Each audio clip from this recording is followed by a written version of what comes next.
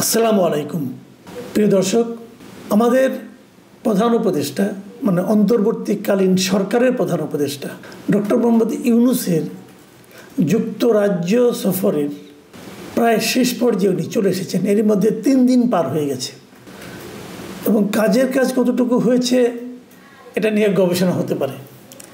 কিন্তু সবচেয়ে বড় কথা যে নিউজটা দেখে আসলে আমি খুবই মন খারাপ করেছি সেটা হলো এই ব্রিটেনের একটা পত্রিকা ফিনান্সিয়াল টাইমস, তারা একটা শিরোনাম করেছে।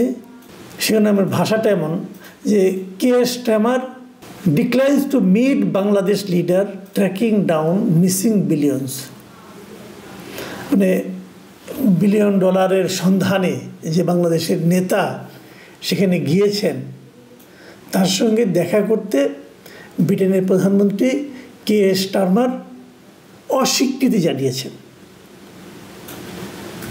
মানে উনি দেখা করবেন না ডক্টর ইউনূসের সঙ্গে। বিষয়টা এমন যে আপনি একজনের একটা বাসায় গেলেন, বাসায় যে অনেকক্ষণ ধরে দরজা নক করছেন, কেউ দরজা খুলছে না এবং অনেকক্ষণ পরে দরজা খুলে কাজের লোক বলল যে স্যার আপনার সঙ্গে দেখা করবে না, মানে গৃহকর্তা আপনার সঙ্গে দেখাই করবে না, আপনার তো দূরে থাক। তো এখানে হয়েছে সেই একই জিনিস। উনি গিয়েছেন, যাওয়ার পর যুক্তরাজ্যের যারা সরকারের যারা কর্মকর্তা তারা এটা নিশ্চিত করেছেন, আমি ওই ফিনান্সিয়াল টাইমসের রিপোর্ট থেকে বলছি, সেখানে নিশ্চিত করেছে যে অধ্যাপক ইউনূসের সঙ্গে সাক্ষাৎ করার কোনো পরিকল্পনা কেয়ার স্টারমারের নেই। তো যেখানে উনি আপনার সঙ্গে দেখাই করবেন না, তা আপনি ওখানে গেলেন কেন? যাওয়ার আগে বড় মুখ করে বললেন কেন যে ওনার সঙ্গে আপনার দেখা হবে? এবং দেখা হওয়ার পর আপনি ওই দেশে যারা টাকা পয়সা নিয়ে গেছে আমাদের দেশ থেকে সেগুলোকে ফেরত আনার জন্য চেষ্টা করবেন, বলবেন। এগুলি ঘটা করে বলার দরকারটা কি ছিল? যাওয়ার আগে বলেছেন, দেশবাসীকে বুঝিয়েছেন যে এটা বিশাল একটা কাজ করতে আপনি যাচ্ছেন। আসলে আপনি গেলেন কেন? এটা কি কোনো রাষ্ট্রীয় সফর ছিল? দুই দেশের মধ্যে কোনো দ্বিপাক্ষিক সফর ছিল? কিছুই ছিল না। এটা ছিল ডক্টর ইউনূসের একটা ব্যক্তিগত সফর। মানে উনি একটা পুরস্কার পাবেন, যে পুরস্কার পাবেন সেটাও আবার এক জটিল পুরস্কার। সেই পুরস্কারের যে তালিকা আমরা পেয়েছি সেই তালিকায় ওনার নাম নাই। মনে হয় কোনো সান্ত্বনা পুরস্কার হবে আর কি, জানি না। খুব গুরুত্বপূর্ণ কোনো পুরস্কার তা মনে হয় না। যে লোক নোবেল প্রাইজ পেয়ে গেছে তাকে এই পুরস্কারের জন্য লালায়িত হতে হবে কেন? উনি গেছেন, এয়ারপোর্টে নেমেছেন, কোনো রাষ্ট্রীয় প্রটোকল ওনাকে দেওয়া হয়নি। ডক্টর ইউনূস এরকম অনেক পুরস্কার পেয়েছেন, পাওয়ার জন্য বিভিন্ন দেশে ভ্রমণ করেছেন, কোনো আপত্তি নাই আমাদের। কিন্তু সেই ইউনূস আর আজকের ইউনূসটা এক না। আগে উনি কত জায়গায় কী পুরস্কার পেয়েছেন, কী পুরস্কার পেতে যে সম্মান পেয়েছেন নাকি অসম্মানিত হয়েছেন, সেগুলো আমাদের গায়ে লাগে নাই তখন, কারণ তখন ইউনূস ছিলেন একজন ব্যক্তিমাত্র। এখন কিন্তু ডক্টর ইউনূস একজন ব্যক্তিমাত্র নয়, উনি এখন এই দেশের প্রধান নির্বাহী, বাংলাদেশ সরকারের প্রধান ব্যক্তি। উনি যদি যে কোথাও অপমানিত হন, উনি যদি কোথাও যে অসম্মানিত হন, সেই অপমান কিন্তু কেবলমাত্র ডক্টর ইউনূসের গায়ে লাগে না, এই পুরো দেশের জাতির গায়ে লাগে। যে কারণে এরকম পদে যখন কেউ যায় তারা সবসময় খেয়াল রাখার চেষ্টা করেন যে আমার কোনো আচরণকে আমার দেশের সাধারণ নাগরিককে, আমার দেশের পাবলিককে, পিপলকে অসম্মানিত করে কিনা। এটুকু বোঝার মতো যদি ক্ষমতা না থাকে, বোধ বুদ্ধি না থাকে, তাহলে উনি এত বড় দায়িত্বে যান কেন? উনি ইংল্যান্ড চলে গিয়েছেন, যে নিয়ে ওনার সঙ্গে আবার অবধারিতভাবে ছায়ার মতো থাকে ওনার প্রেস উইং।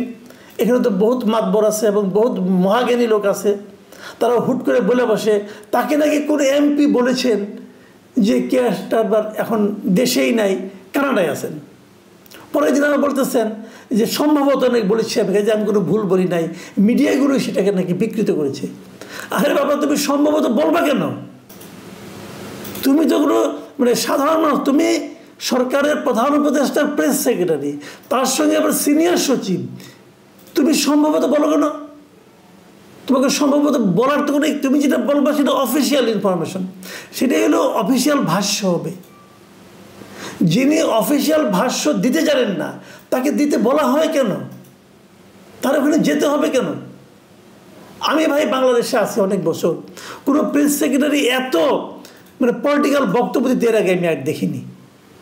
মনে হয় যেন উনি একটা রাজনৈতিক পদে আছেন। উনি কি ডক্টর ইউনূসের রাজনৈতিক উপদেষ্টা? ওই পদে বসাই দিলেই তো হয়, সমস্যাটা কি? একটা এলোমেলো অবস্থা, লেজে গোবরের অবস্থা। পুরো দেশের মানুষের কাছে বেইজ্জতি, বিদেশের কূটনীতি বিদেশের কাছে বেইজ্জতি। ব্রিটেন তো আপনাকে বেইজ্জতি করেই ছাড়লো, কেন? আপনি যদি ভাবেন যে কেন একটা প্রধান নির্বাহীকে, রাষ্ট্রের প্রধান নির্বাহীকে ব্রিটেনের প্রধানমন্ত্রী বা দেখা দিলেন না কেন? একবার চিন্তা করে দেখেছেন কেন দিলেন না? এই চিন্তা করার ক্ষমতাটা কি এই সমস্ত লোকগুলো আছে? খুবই আমি বিস্মিত হয়েছি, এত বড় একটা দেশে যাচ্ছে সেখানে আমাদের পররাষ্ট্র মন্ত্রণালয়ের কেউ নাই সঙ্গে, পররাষ্ট্র উপদেষ্টা নাই, পররাষ্ট্র সচিব নাই। তাহলে কেন এই ধরনের দ্বিপাক্ষিক বৈঠকগুলোতে এরা যায়? কেউ যায়নি। কিন্তু গভর্নর, বাংলাদেশ ব্যাংকের গভর্নরকে নিয়ে গেছেন। আর দুদক কোনো বিশ্বাসযোগ্য প্রতিষ্ঠান বর্তমানে বাংলাদেশে দুদক তৈরি হওয়ার পর কখনো এটা কোনো লেভেলে বিশ্বাসযোগ্য প্রতিষ্ঠান ছিল? টিউলিপ সিদ্দিক ব্রিটেনের এমপি, মন্ত্রীও ছিলেন, এই স্টারমারের সঙ্গে উনি মন্ত্রী ছিলেন। টিউলিপ সিদ্দিকের বিরুদ্ধে আপনি বিশাল এক অভিযোগ দিয়ে দিয়েছেন। কে দিয়েছে? এই দুদক দিয়েছে। দিয়ে এর কাছে চিঠি পাঠায়, তার কাছে চিঠি পাঠায়, সমন পাঠায়, গ্রেপ্তারি পরোয়ানা পাঠায়। তো এই টিউলিপ সিদ্দিক তো স্টারমারের সহযোগী, এখন ওখানে এমপি আছেন উনি। এবং ওনার ব্যাপারে, ওনার বিরুদ্ধে যে সমস্ত দুর্নীতির অভিযোগ আমাদের দুদক তুলেছে সেটাকে তদন্ত করার জন্য স্টারমার আবার ওখানকার যে সংশ্লিষ্ট ব্যক্তি যিনি আছেন, সবচেয়ে পাওয়ারফুল লোকটা, তাকে নিয়োগ করেছেন। এবং উনি সেই তদন্ত করে ওনাকে ক্লিন চিট দিয়েছেন। বলছেন না, টিউলিপ সিদ্দিকের যে সমস্ত অভিযোগ তোলা হয়েছে সেগুলো ঠিক না। তো স্টারমার কি বিশ্বাস করে? উনি বিশ্বাস করেন তার সহকর্মী টিউলিপ সিদ্দিক নির্দোষ। আর আপনি যাচ্ছেন বলার জন্য যে টিউলিপ সিদ্দিকি চোর, তার বিরুদ্ধে গ্রেপ্তারি পরোয়ানা আছে। মানে যদি টিউলিপ সিদ্দিক এসে আসে তাকে গ্রেপ্তার করা হবে। তো উনি কি আপনাকে পছন্দ করবে? আপনার জন্য লাল গালিচে বিছায় রাখবে যে আপনি আসেন, আপনার সঙ্গে আলাপ করি, আপনার সঙ্গে টিউলিপ সিদ্দিকে ধরাই দেই? কারণ উনি তো বলছেন যে আমরা তদন্ত করে পেয়েছি সে নির্দোষ।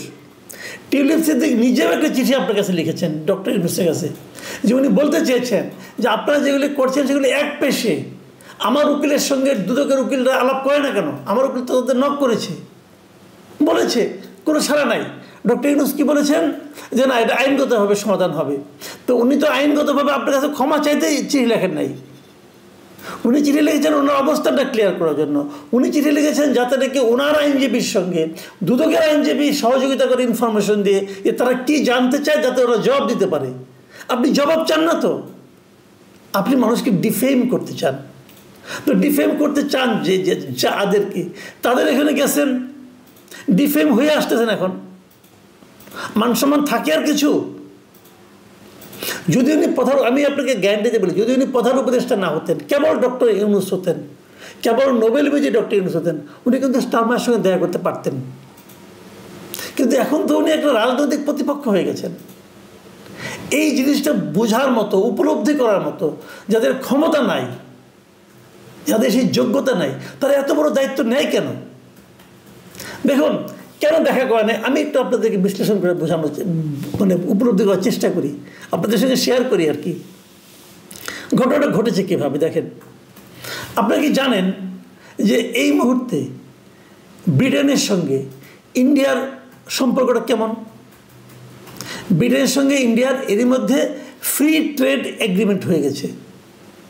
এবং সেই ট্রেড এগ্রিমেন্টের কারণে 2030-এর মধ্যে ব্রিটেনের সবচেয়ে মানে আপনার ব্রিটেনের যে ব্যবসা, তার বাজার ভারতে বেড়ে যাবে কয়েকশো বিলিয়ন ডলার এই ফ্রি ট্রেড এগ্রিমেন্টের ফলে। নট অনলি দ্যাট, ভারতের প্রচুর বিনিয়োগ আছে ব্রিটেনে। এই সমস্ত কারণটা কি? কারণ হলো ভারতের 140 কোটি মানুষের একটা বড় বাজার আছে। ইউরোপে কিন্তু এখন মন্দা চলছে। এই ট্রাম্পের এই সমস্ত উল্টাপাল্টার সিদ্ধান্তের কারণে ইউরোপে কিন্তু বাণিজ্যিক মন্দা চরম আকার ধারণ করেছে। বাজারের জন্য দরকার কি? মানুষ দরকার, ক্রেতা দরকার। এই মুহূর্তে ভারত অনেক বড় একটা বাজার। সেই বাজারে ব্রিটেন ঢুকতে চায় এবং ভারতের সঙ্গে তারা চুক্তিও করেছে।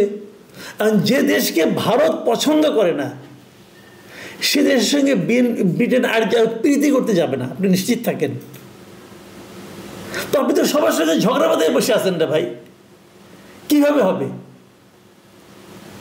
আপনি বলছেন যে ব্রিটেনে আমার লোকজন অনেক টাকা পয়সা নিয়ে গেছে। ভাই, পৃথিবীর কোনো দেশ বাইরের থেকে টাকা পয়সা যারা নিয়ে আসে, লুটপাট করে নিয়ে আসে, তাদের কি ফেরত দেয় দেখেছেন কখনো? দেখেছেন? কেউ ফেরত দেয় না।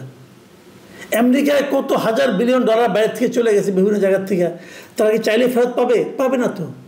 এই যে বিন লাদেন, এদেরই মানে কত বিলিয়ন ডলার আমেরিকায় আছে, ফেরত পেয়েছে তারা? এগুলি কেউ দেয় না ফেরত। নিয়ে যাওয়া সহজ, ফেরত আনা কঠিন। কানাডায় এত ভালো সম্পর্ক, কানাডা বেগমপাড়ায় কেউ টাকা ফেরত দিয়েছে? এই পর্যন্ত ডক্টর ইউনূস আসার পর পৃথিবীর কোনো দেশ থেকে 1 টাকা ফেরত আনতে পেরেছে? পারেনি। তারা হয়তো বাজেয়াপ্ত করবে, জব্দ করবে, কিন্তু আপনাকে ফেরত দেবে না। আর ব্রিটেন ওরা তো দেবেই না, বেসিক্যালি তো চোরের জাত। আপনি ভাবেন এই আমাদের পাক ভারত উপমহাদেশের সবচেয়ে পৃথিবীর গর্বের বস্তু বলা হয় না একটা, যে ওই ময়ূর সিংহাসনের মধ্যে যেটা ছিল কোহিনূর, পৃথিবীর সবচেয়ে দামি হীরা যেটাকে বলা হয়, সেই কোহিনূর কোথায় এখন? সেই কোহিনূর এখন ব্রিটেনে, ব্রিটেনের রানীর মুকুটের মধ্যে ছিল। ওটা তো আমাদের প্রপার্টি, ওরা তো নিয়ে গেছে চুরি করে, তাই না?